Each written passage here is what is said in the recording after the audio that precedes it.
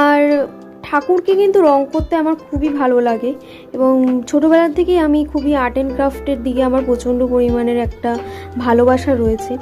তো যখন মা আমাকে বললো যে গণেশ ঠাকুরটাকে একটু রং করে দে, অনেক দিন ধরেই তো এই গণেশ ঠাকুরটা আমাদের বাড়িতে রয়েছেন এবং ওনার রংটা খয়েরি ছিল, তোমরা ফার্স্টে যেহেতু দেখতেই পেরেছো।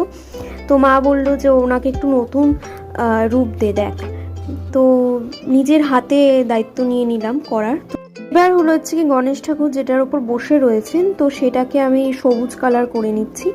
আর এটার এক কোটিং করার পরে আমি আরেকবার এটাকে কালার করব গ্রিন, কারণ নালে না কালারটা ডিপ হলে আমার কালারটা খুব ভালো লাগে।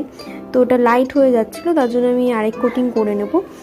তো এই সবুজ কালারটা কিন্তু একটা, আমি যা কালার ইউজ করছি সবই কিন্তু এশিয়ান পেইন্টসের এখন অবধি ইউজ করেছি। আমি গ্রিন কালারটা করছি, সেটা একটা ফেব্রিক কালার।